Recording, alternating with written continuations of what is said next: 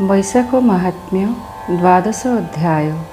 राजोवाच कहन्ति सतत्रित राजा शोणिमा विप्र महातेजा सुलभ वैशाख धर्म तुम्भे जे कहिल उत्तम वैशाख मास धर्म मत होइला केउठारु जात से कथा कह मो आगर पवित्र कर विप्रवर राजार वाक्य विप्र शुणी धर्म से कहन्ति बखाणी पूर्वे हुए कमहीपति इक्ष्वाकु वंशेण उत्पत्ति नाम ताहार कीर्तिमान यशस्वी अटई राजन दिने से मृगयाकु गला वशिष्ठ आश्रमे मिलिला महात्म्य वशिष्ठंक शिष्ये करन्ति नाना धर्म तोषे केहि करन्ति प्रपानके के करे निर्माण मंडपे काहीं तड़ाग करुछन्ति के बांफी कूप खोलुछन्ति काहार पादके धुवन्ति के तहि आलट धरन्ति। श्रीनारायण उवाच काहाकु द्यन्ति फूलमाळ काहाकु द्यन्ति से जल काहाकु लेपन्ति चन्दन काहाकु इक्षु दण्डदान काहाकु छत्र देउछन्ति पादुका उपान द्यन्ति कस्तूरी चन्दन मिसाई के तहि पिचिका मारोई राजा से मानंकु देखिले के तुम्भे बोली पचारिले विप्रे बोइले हे नरेश आम्भे जे वसिष्ठंक शिष्य राजा बोइले हे ब्राह्मण ए कर्म कर कि कारण राजा वचने विप्रे कही वैशाख मास धर्म एही वशिष्ठ ऋषिंक आज्ञारे ए धर्म करुछु मार्गरे उज्ज्वल आम्भ गुरुदेव जानन्ति जोग बळे सर्व एमंत शुणी नृपवर मिलिला ऋषिंक छामोर सहस्रे दंडवत कले मुनिंक छामुरे बसिले बोइला शुण ऋषिवर अपूर्व देखिली मार्गर तुम्भर शिष्य गण मान पथे दियन्ति जलदान कि धर्म होए तहि कह शुणी न फिटू मो संदेह राजा वचने मुनि कही शुणी माहेऊ नरसाई सकल मास परे श्रेष्ठ वैशाख सबु गरिष्ठ नीति से जल छत्र दे छत्र जे आवर पांडोई ए आदि जेते द्रव्यमान नित्य जे दियई राजन वैशाख महात्म्य शुणाई श्री भागवते रत होई रुद्रंकु दर्शन करई विष्णुंकु पूजन करई तृतीय बार स्नान करी हविष्य अतिथि बरी विप्रमानंकु डकाइबा वेद को श्रवण करिबा गुरु विप्रंकु तोष करी अतिथि वैष्णवंकु भरी ए रूपे करिबु राजन बसिबु वैकुंठ भुवन ए धर्म एबे तु आचर एते विचारी मुनिवर राजार जेते सैन्य थिले मुनि ताहांकु अन्न देले से काउ मध्येरू अन्न खाई ରାଜାର ସୈନ୍ୟ ତୋଷ ହୋଇ ହରସ ହେଲେ ପ୍ରଜାଜନ। ପଡ଼ିଲେ ମୁନିଙ୍କ ପାଦେଣ ନୃପତି ପଡ଼ିଲେ ପାଦରେ। ଆଜ୍ଞା ମାଗିଲେ ମୁନିବରେ ବୋଇଲେ ମୁନି ଦୟା କର। ଏତେ କହିଣ ନୃପବର ତକ୍ଷଣେ ନିଜ ପୁର ଗଲା। ପାତ୍ର ମନ୍ତ୍ରୀଙ୍କୁ ଡକାଇଲା ସଭା ଭିଆଇ ନୃପବର। କହିଲା ସକଳ ବିଚାର ବୋଇଲା ସର୍ବଧର୍ମେ ଶ୍ରେଷ୍ଠ। ବୈଶାଖ ଧର୍ମ ଯେ ଗରିଷ୍ଠ ଏ ଧର୍ମ ଭର ଆଚାର।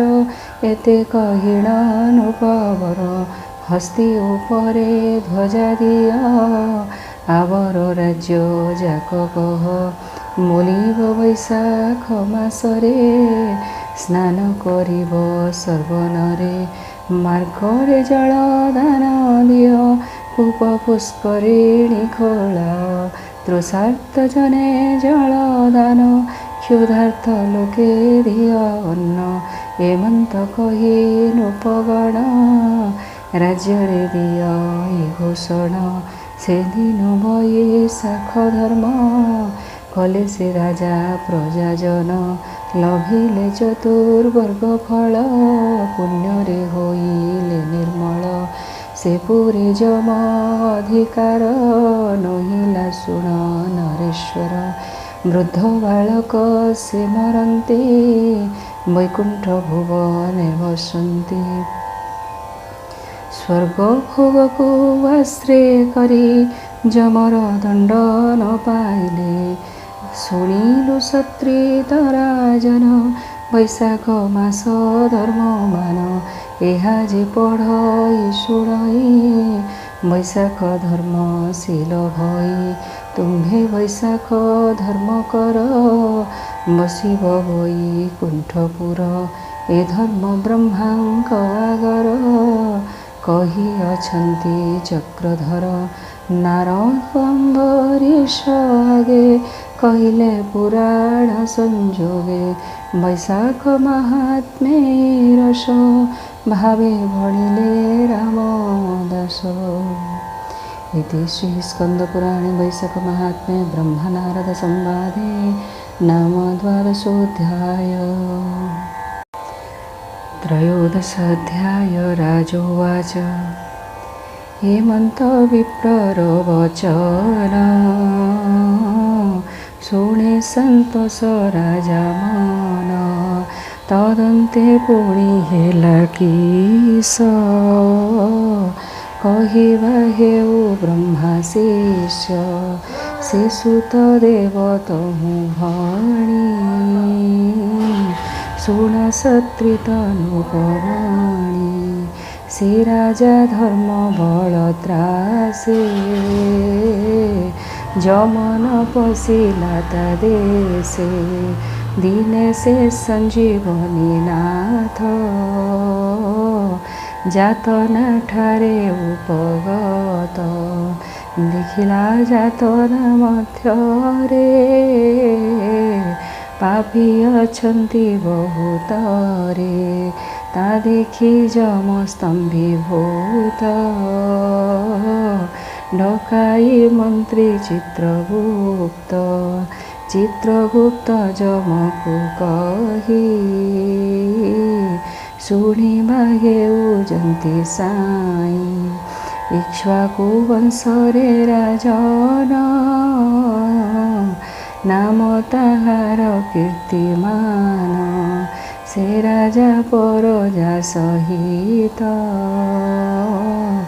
କରନ୍ତି ବୈଶାଖ ବ୍ରତ। ସହସ୍ରେ ଯୋଜନ ତା ସୀମା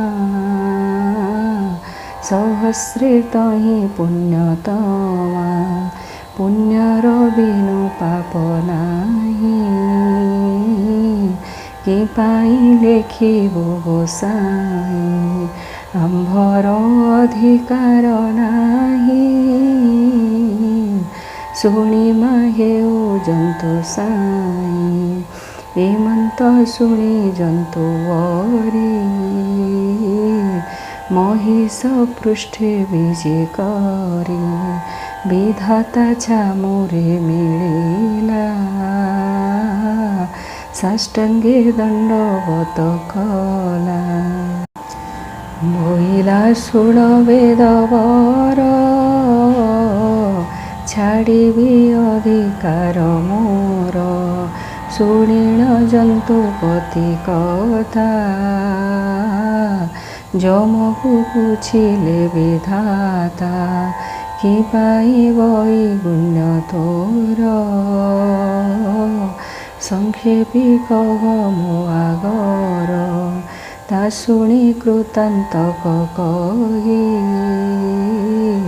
शुणिबा सावित्री रसाई मर्त्य भूमि रे नृपवर बड़ प्रतापी से मर्त्यर ता सीमा सहस्रे योजन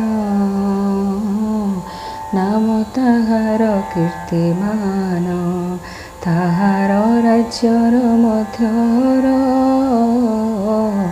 मोर नहिला अधिकार एमंत समय नारद करी मिलिले वीणा वाद्य ताहांकु देखि पितामह बोइले नारद तु कह कि पाई जम अधिकार होइला नाही से राज्यर विधाता मुखुए हाशुणी कहे नारद महामुनि हे प्रभु पितामह शुण से राज्य काम्य कर्महीन भरद्वाज मुखु शुणिला वैशाख धर्म आचरिला अनेक पाणी पणा सह